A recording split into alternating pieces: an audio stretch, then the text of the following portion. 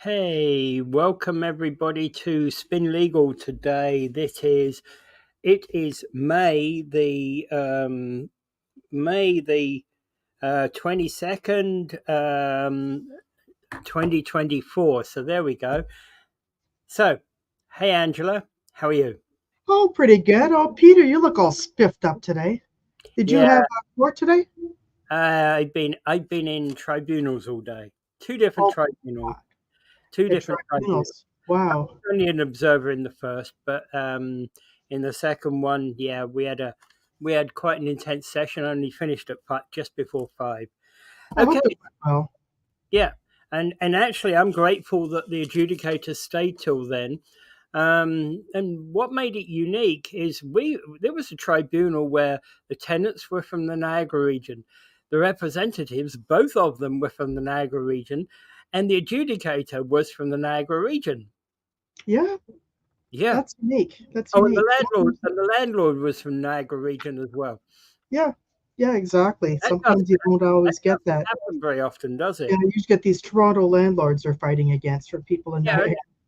Well, in fact, actually, the weirdest thing is when you think about it, we deal with tenants and landlords from all over the province. Yeah. It's the way it is. Okay. Well, and also, I have to comment that thank you. You've gone out and you've been advertising Spin Legal today. Absolutely. I've been telling everybody to come join us. Like I usually say, it's between 6 and 6:30 or so we start our show, and anybody can come in and drop in, or they can come into the site later on and look at earlier versions of Spin Legal. And they're all available. All the recordings are available either on the YouTube site or on the Invictus Legal LLP Facebook site. Yeah. And I had a number of reactions on the site. And I said, share it with friends everywhere. And I was talking to somebody today, and she said that she goes to Humber, Yeah. and she was saying somehow spin legal was a topic that was raised in one of her classes. We're getting Yeah. famous, Peter. We're getting famous. Wow. We'll have to start charging people for attendance. Oh, yes, yes. Or we could start getting commercials, and people can Yeah. advertise Yeah. different things, ranging from toilet paper to bowling balls to whatever. All right. Well, let me just show you this. So there we go. So in relation to this, you can contact anything to do with Spin Legal. You can contact me or Angela, and that's by phone at 905-688-5598. Angela at weareinvictus.legal, me at Peter at weareinvictus.legal, or visit our website at weareinvictus.legal. Okay. Yeah. Okay, there we go. Remember who coined that term at 3 o'clock in the morning? We are Invictus. Dot legal. Yeah, yeah, it just seemed to come together as a nice rhyming thing. Yeah. Okay, so well, in part, the funny thing is, we had planned this. We had planned this session last week. 2 weeks ago, we started with municipal law. Last week, we did federal law, and this week we're doing municipal law. But then comes yesterday, I got a question sent to me on my direct mail on a private message on Facebook saying well a number of things about, but comment is basically thank you for the tutorial on laws of succession from federal to municipal and municipal to federal, and I need to know more about provincial laws. Please help. All right. So that's part one of the question, and we'll get to the second part later on. So do my normal spin thing. So this is Spin Legal on Wednesday, the May 22nd, 2024, and we welcome you. Having discussed laws at municipal and federal levels before, we're going to provincial level today. So enjoy. There we go. Okay. So let's start at the beginning. What is a federal law? What's the role of provincial law? I mean, Yeah. The role of provincial law is to govern different things that are within the provincial jurisdiction. Okay. That is determined from the British North America Act when Canada first became Canada as a country in 1867, and to some extent later on with the Constitution Act. but primarily the division of powers come from our British North America Act. So this is what created our Well, different things that each level of government does. It doesn't mention municipalities because municipalities are creatures of the province. yeah.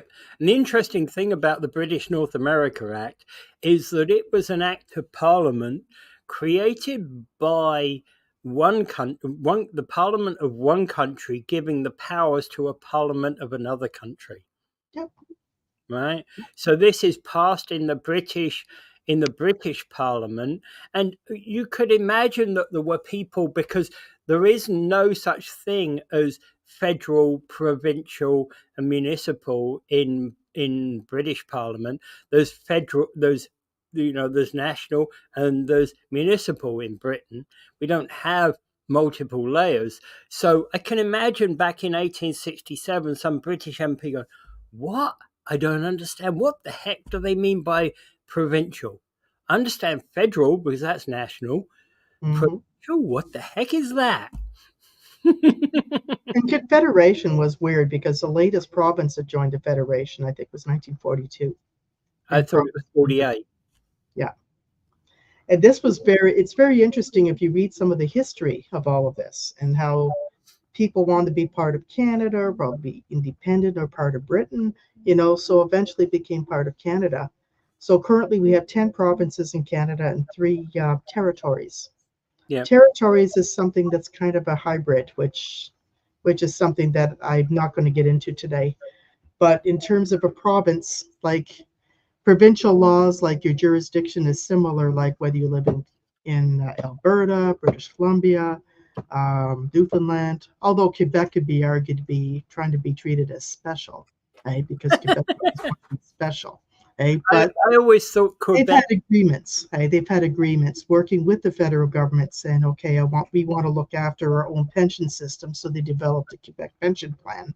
They look after their own employment insurance, and there's a few other programs they look after that would normally be looked after federally. But they don't Well, get any more money than we do. It's just their authority to run things the way they want to run things. and somebody always keeps saying to me, Quebec thinks they're special. Oh, of course they do. They are special. Now Alberta's joining that club. Yeah. Yeah, Okay. Yeah, but we're of course talking solely here in relation to the province of Ontario. So, yeah, what's the scope of provincial law generally? Well, it's the same. It's yeah. the same in Ontario. Yeah, it talks about different things, like it covers things like policing, right? Your provincial police forces on down to your municipal police forces. It talks about your immigrant settlement services, healthcare, social services, welfare, disability pensions, the regulation of most professions, like your Housing, lawyers, dentists, paralegals. All housing, of us housing. belong to some kind of college or some kind of law society or something like that that regulates the work that we do as professionals. And it also governs municipalities. It empowers municipalities to do what municipalities can do, what they can do, what they can't do, as well as how they could run their elections and various things. So provincial law is there, and it's run by our legislature, and we elect our MPPs, same as we elect our MPs. In Canada, we have MPPs who run our province. So we elect them so that they could govern our provincial affairs in the way we like it. And also in provincial law, there's various agencies, boards, and Well, we'll get commissions. to that. We'll get to that. But you missed one in the list, which was housing. Housing, yes, housing is also dealt with by the Yeah, province. Regulation of housing, such as under landlord tenant board, and yeah, schools, education of our yeah, children, yeah, education and colleges and universities. Who becomes a college? Who becomes a university? Things like that are regulated provincially. yeah. Okay, so what's the legal process that? Sorry, how is the legal process managed in Ontario? Well, first of all, your laws are passed and then it's assigned to somebody to manage it, whether it's through a board, an agency, board, commission, or through the courts, or through a ministry, through under a specific particular government program, so various things, and they outlaw the laws of what these programs must do, who is eligible, what they need to do, what these people can do and can't do. So they try to set things up. So all of these things are governed by provincial laws that are passed by our legislature. And our Okay, so agencies, boards, and commission include members that are appointed by our cabinet, right, who sit on these boards and commissions. So, just for people who don't know, agencies include things like Ontario Energy Board, the Farm, Normal Farm Practices Board. Normal Farm Practices Board. I put farm. It didn't. I meant to take it out. And the things like the SPCA, and that's an interesting one because one wouldn't think that would be a provincial agency, but yeah, why not? Yes, Absolutely. and they're the ones who go out to look after animal welfare. And there's Yeah, also the Children's Aid Society, which looks after your for children who may be in danger or need of protection. And yeah, we have them all over Ontario, which is weird. They're actually private corporations. Okay, where in most provinces they're actually part of the ministry. Okay, but these people are actually out of private nonprofit organizations. But they work and have powers that are assigned to them under the Child Family Services Act. So these things are all agencies of government where people are able to exert certain powers of law, to be able to enforce the law, be able to also help people facilitate the law in terms of protecting people, helping animals get out of abusive situations, set energy rates, regulating police. If police carry them too far, what we can do about them. There's various agencies that would do that, yeah. and boards is where you can take complaints. Like I'm a landlord and I've got a tenant that doesn't pay their rent and they haven't paid in over a year. Landlord and tenant board. There's, there's a lot of tribunals in Ontario. Landlord and Tenant Board is perhaps the most famous because it's perhaps the most problematic. But in fact, actually, it probably isn't the most problematic because it's managing to function reasonably well in certain instances and quite slowly in other instances.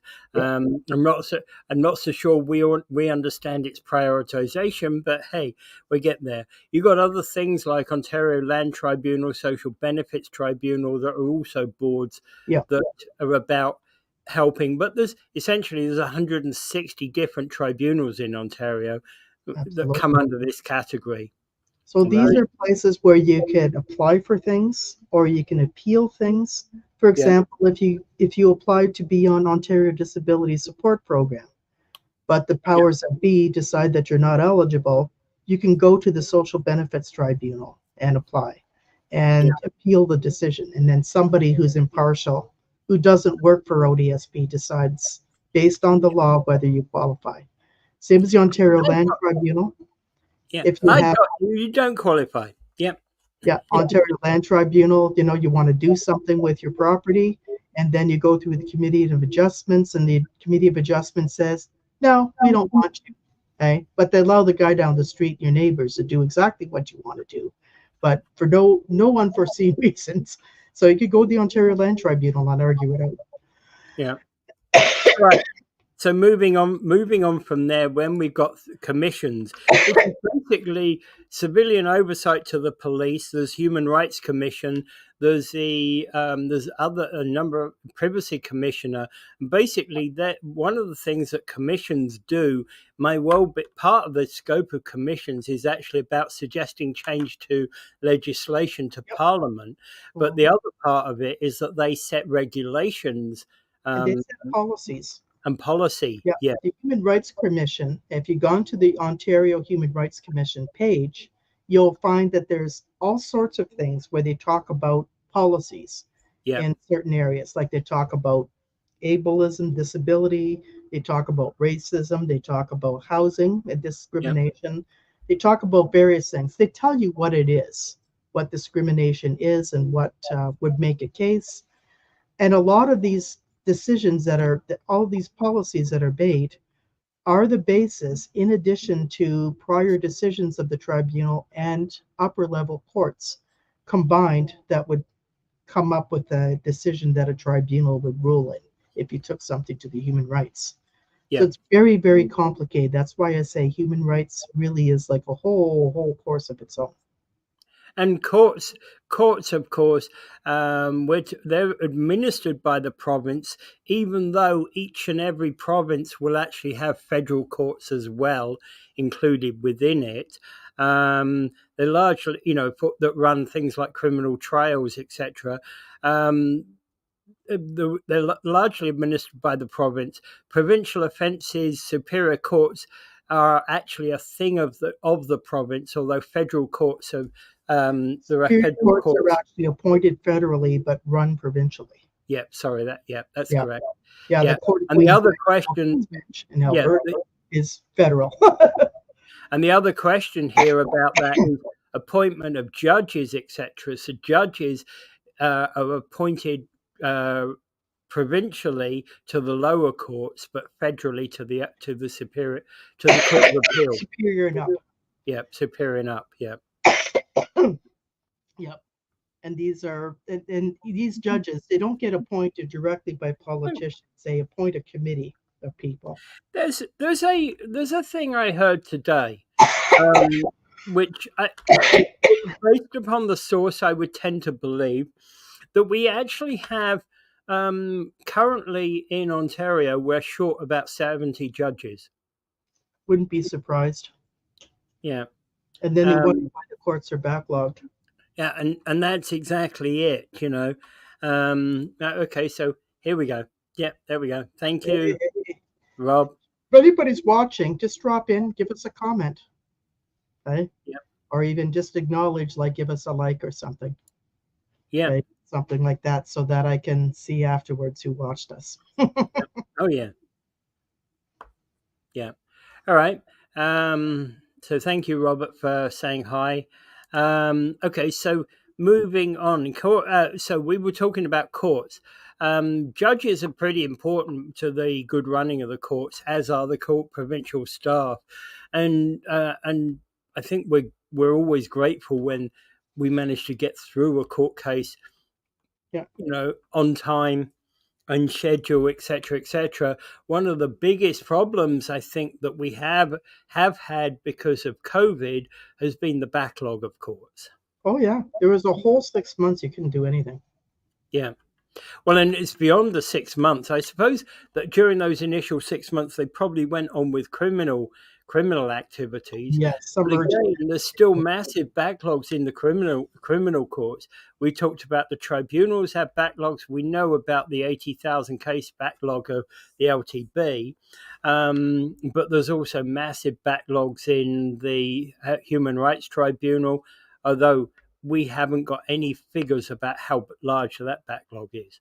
But Yeah, they're trying to about clean 2 that one years, up. isn't it? Trying to clean that one up, but there's Yeah. some cases I still have from 2018. It hasn't moved along. Yeah. Okay. I was going to say, but you've dealt with some 2-year-old cases and you've gotten through those fairly Yeah, quickly. it's amazing because I write the 2-year-old cases they get in. We have a mediation, but now I've got some older ones that they have one, and one of them's trying to do a notice of intent to dismiss written by a Form 10. So I got to respond to that one, which there's a lot in there which doesn't need to be. They're saying that it's over a year old, but it's not. Like there's a lot of things that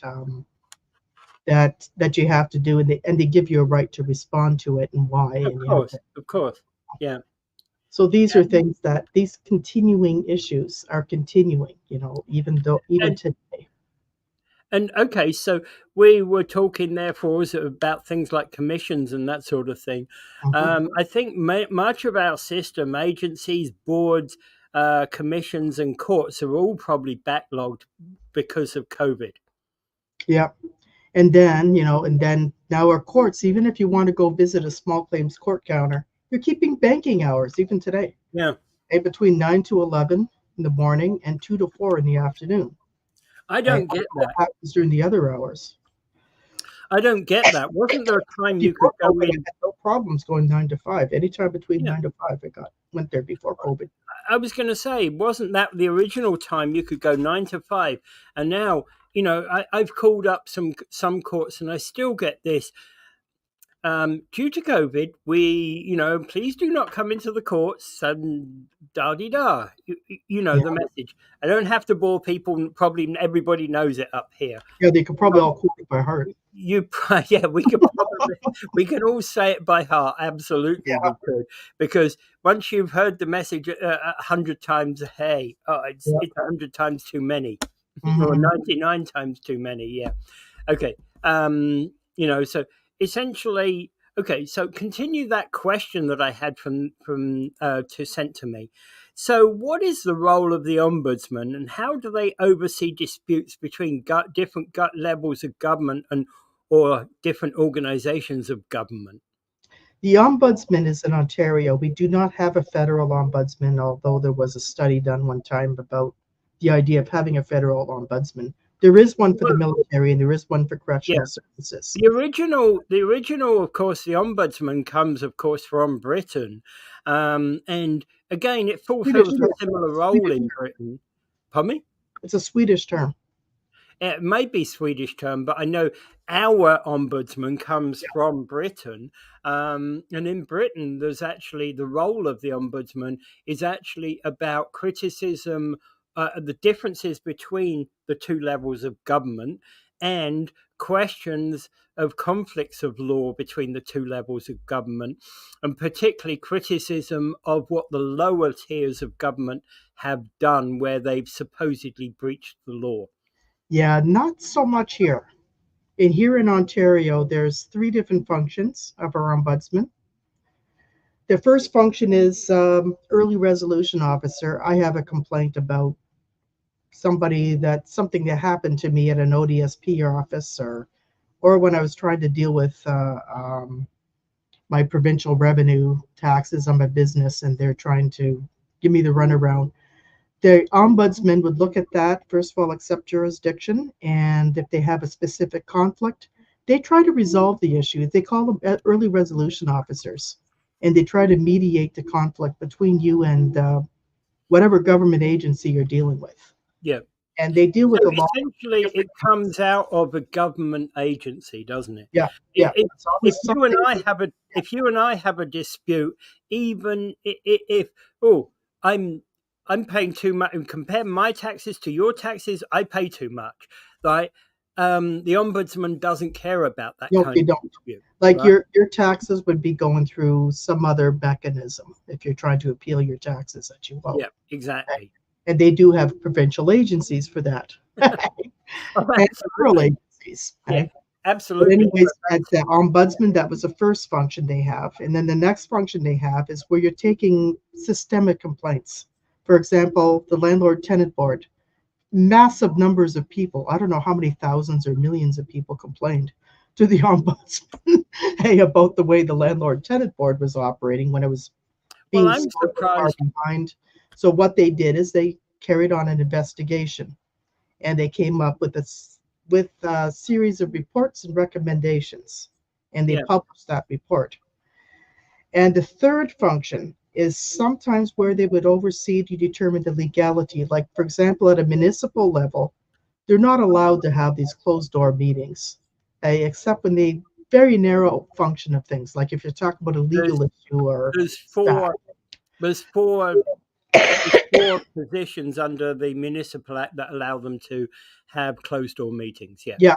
yeah, And exactly. outside of those four issues, if they keep having closed door meetings because they just feel like having closed door meetings, Yeah, okay, then people can complain to the ombudsman. The yeah. ombudsman can investigate, Well, and actually, they that can rule leads whether to it's legal or not.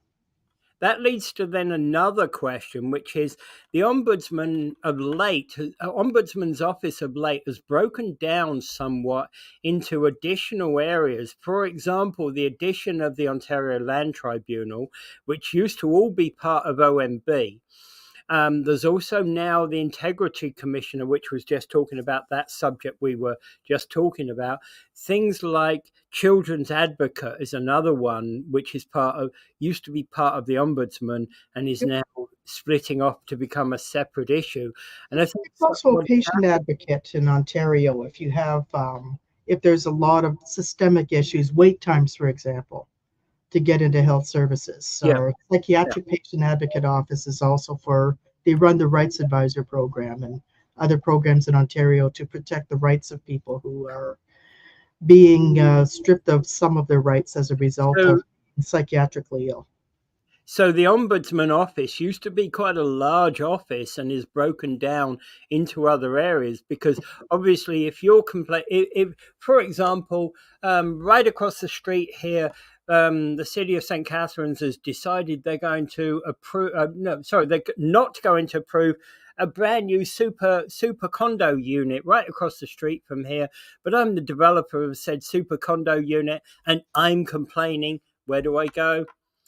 The the Ontario Land Tribunal and basically say, hey, I think the city of St. Catharines got it wrong. Yeah, the Ontario Land Tribunal, they would hear from citizens groups who oppose the development. Hey, and or if you're a developer and you tried to do something to your home or something, and you want to add or make an addition or something like that, and the city is trying to stop you, that's another place you go. You go to the Committee of Adjustment first. Committee of Adjustment decides to back down because they support the staff recommendation not to. So then you can go to the Land Tribunal and appeal it. Hey, these are expensive processes. They're quite lengthy and what you have to do to get there. But these are avenues that people have because we live in a democratic society. We want to make sure that people are not told what to do with everything, but they would have a way to say, but I should be able to. I should have an exception. Yeah. What do you call it? Legal non-conforming or something?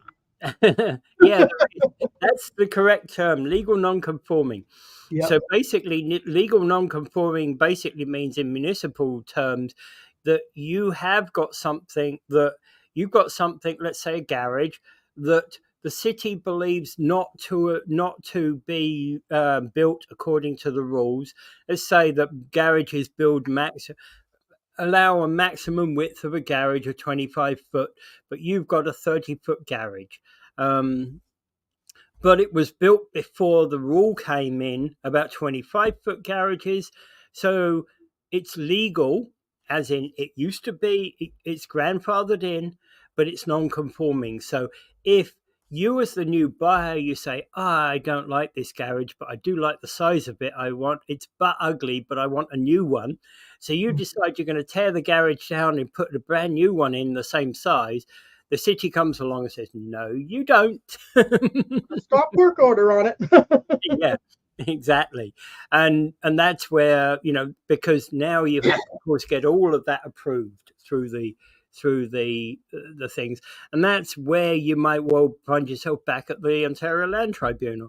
The Integrity Commissioner actually is the Office of the Integrity Commissioner is an interesting one, because the Integrity Commissioner is actually an office that's about have the municipalities or even has your provincial government acted outside its remit? Mm-hmm. Yeah. It's one of the main questions it's asking. And for Individual example, politicians too. yeah, If absolutely. I was just going to conflicts of say, for interest, there example, could be money that could have been improperly exchanged or yeah. lobbyists that could have been improperly admitted without necessarily following the rules. And we talked about the municipal use of municipal government and how decisions are made at municipal government. For example, we talked about you talked about closed door meetings. For example, if there was, let's take a labour dispute, and the councillor was at that closed door meeting and now turned around, blah de blah, closed door meeting, comes out and says, "Hi, Angela," repeats what was said in closed door meeting. He's probably gonna hear from the integrity commissioner. Yep. because there's confidentiality requirements. Same as in our profession, there's confidentiality requirements required of politicians too when they enter into these meetings. Because you're talking Okay. about staff, you're talking about legal situations, certain financial situations, other stuff that, if released to the public, could create some issues and also could purposely advantage or disadvantage some parties. Okay, so these things have to be protected. Okay, so I'm going to ask a question in relation. Give us the the one paragraph rundown upon the Office of Children's Advocate. Children's advocate is interesting because children like being minors and sometimes like that, and there's laws that govern children. I touched a little bit about children's aid. Yeah. For a long time, children's aid was not considered in the purview of the ombudsman, but recently has been put under their purview, which is good because sometimes children's aid societies do a lot of things that are sort of extra mandate, outside of their mandate. Children's advocate is somebody who also follows children in special education schools, residential treatment programs, other types of things where children may have rights that may be affected. And people can complain about the situation, and the children's advocate will look into it and write a report on it because children have certain rights. And all of these things come down from United Nations. This is where people think that the United Nations, actually, there are some very useful stuff coming out of there, like the CRPD and ICRPD, which is very around the rights of the child, the rights of people with disabilities, the social charter, number of things like that. And one of them specifically aims about the rights of the child. And many provinces now follow the rights of the child with the appointment of the children's advocate. So if you have children who, for example, are raised in foster care or who are going to a special school or into residential care for whatever reason, or even juveniles who have been appointed through the juvenile system where they have committed a crime but are not 18 yet. So there's a lot of systems. Their institutions uh, would be open door for these for the Children's Advocate Office, where they can go in and talk to any child who may have a complaint, right? Because they have a right to not be have their rights violated in these places either. And I talked to the one Erwin Irwin, who was a guy before. I remember talking to him one time. It was very interesting because he did a lot of work on that. There was some kind of thing going on in the province at that time. They were Yeah. talking about the schools that some of the kids attended, and I guess the school got in trouble and had a lot of publicity about it, and things like that. And he was in the news a lot. So this is where I think that this is kind of like an ombudsman for kids. So it's kind of a good thing. Yeah, okay. So here's some questions. It's like, okay, somebody's gotten some confusion here. As I say, part of this question that was really quite long, really quite complex, and I didn't put it up there for all of it up there for good reason. And part of this is that I've called their office in recent history, such as being thrown out of a shelter over false allegations, conflict with a bus driver. And the trouble is, many of these incidents are not part of the ombudsman's No, remit, are they?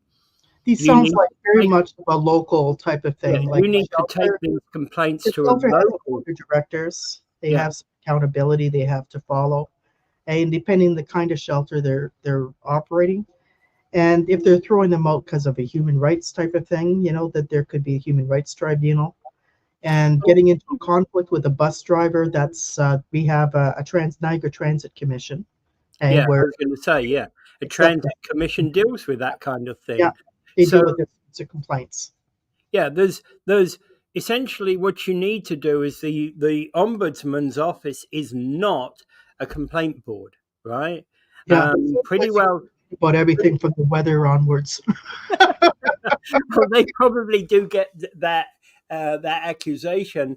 But the point being is that if you've got a complaint, if you've got a complaint against, your city council, probably the first place to go to ask about, resolution is going to be your city council, Yeah, right? talk to your Um, counselor, yeah, okay, and then see what they have to say, and have it investigate depending on the topic, the subject matter of your complaint, okay, where it would go next, okay, because there's different ways that these complaints are handled.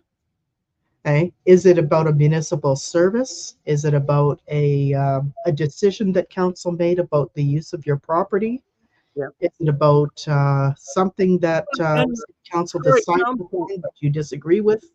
So there's a lot of different things you can talk.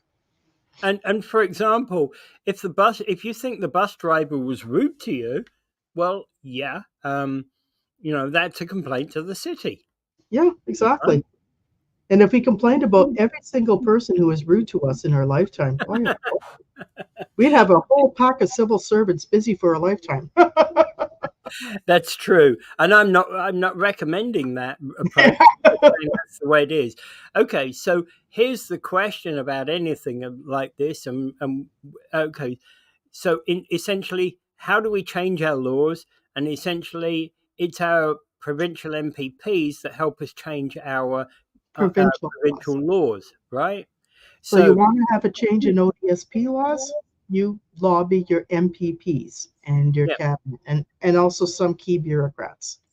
You want to and change yeah, how schools are, about what's allowed in schools, what's not. You go change. You lobby the minister. You talk to your MPP. So these are things there, or you can join a group like that has similar interests as you, and yeah, let the group do exactly. the talking. And and if the worst comes to the worst, hey, write firstly to your MPP. Mhm. If your MPP doesn't give you a response, maybe you could even write to Doug Ford's office. Yeah, Doug Ford's Right? office. The Sometimes Premier they write takes back. lots of And questions. Doug Ford's office will also respond to you too. Oh yeah, yeah, Yeah, they will. he does write back. I've written him about a number of things. Yeah, And then if it's still not satisfactory, also get some cardboard and some sticks, and then you paint signs. And then you just go to Queen's Park and carry them. okay. Here's an interesting question for you. Can a person go to the ombudsman if they have a complaint against the Human Rights Commission? They could, if it is a procedural matter, not a decision, not a legal decision. A legal decision is brought to the divisional court on a question of law. But Yeah, if it's somebody at the Human Rights Tribunal doesn't take your decision, lost your file, something like that, things like that could be brought. yeah. Okay. So going back once Common, by the again, way, losing your file. losing your file, yeah. Yeah. So provincial MPPs, when you think about the balance of laws that we have in Canada, the difference between federal laws and provincial laws, the office of an MPP is pretty serious. It's a pretty serious office. They're not they're not just Mickey Mouse politicians. They do serious things. They approve things that are in the remit that we talked about earlier on.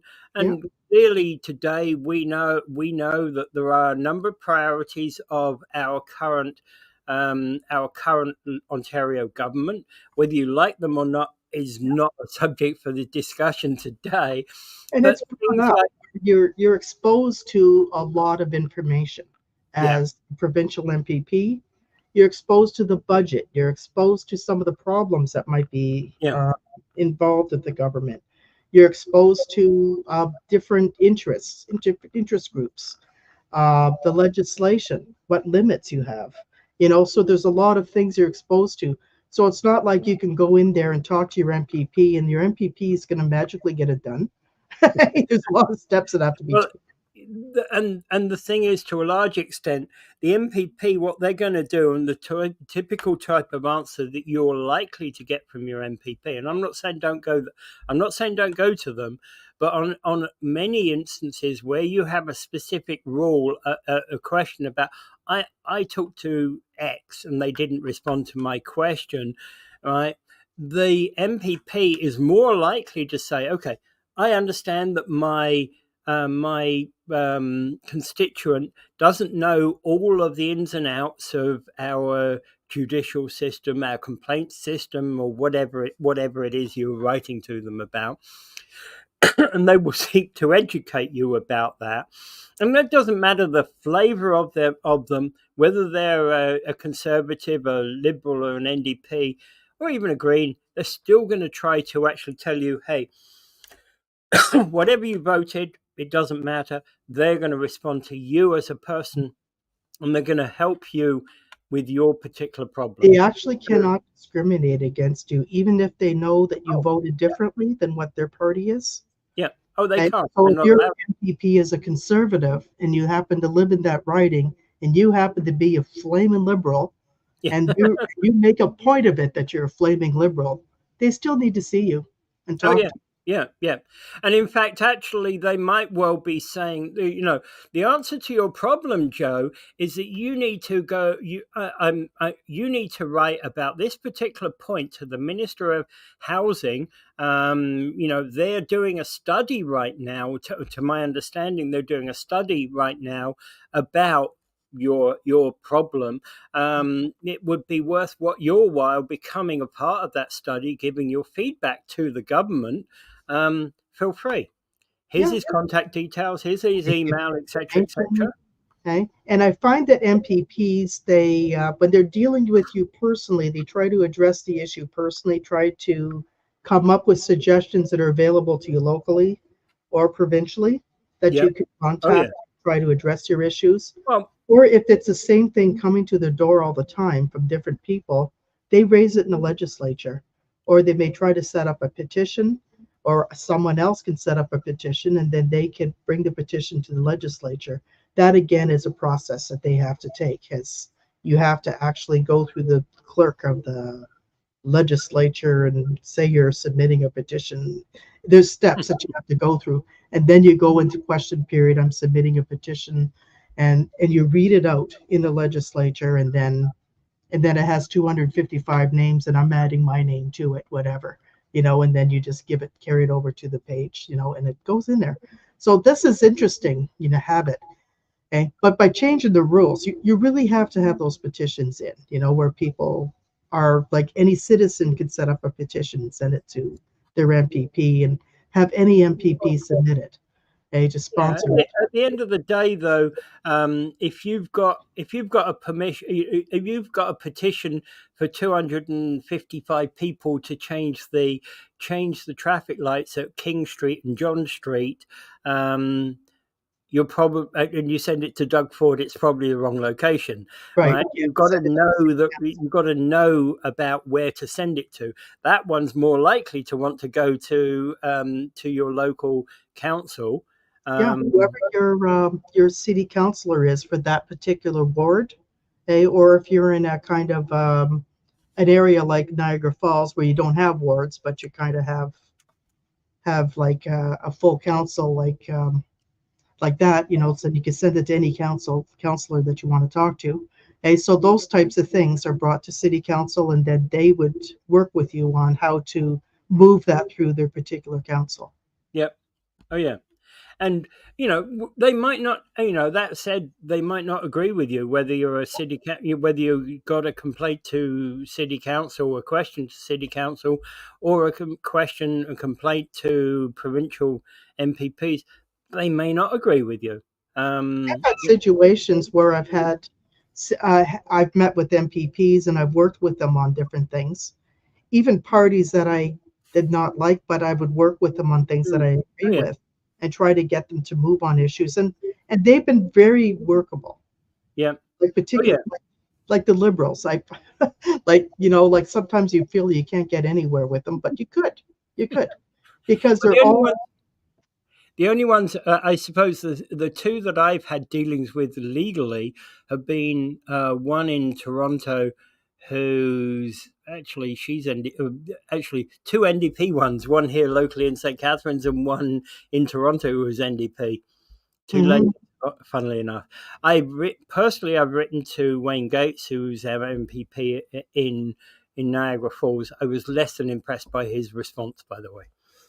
Yeah, Wayne Gates tends to pick on systemic issues, and he does like on the personal Oh, level. I'm not sure how he is on the personal level, but I he's very the good on reason systemic stuff.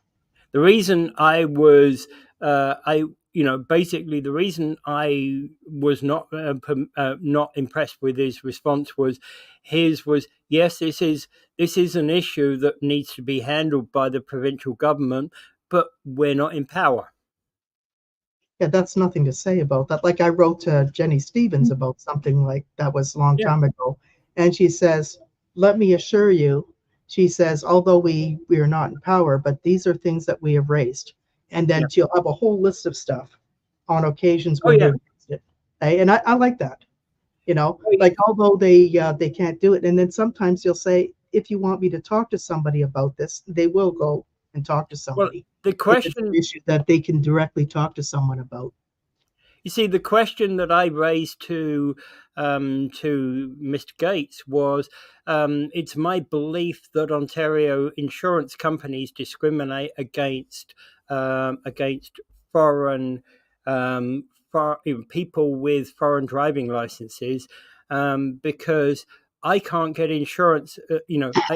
I can't get insurance at the same rate as somebody who has identical experience to me, but entirely within Canada, US. But they've been driving the same length of time as I am, because unfortunately, Ontario insurance companies discriminate against me because my my G license is, according to them, dates from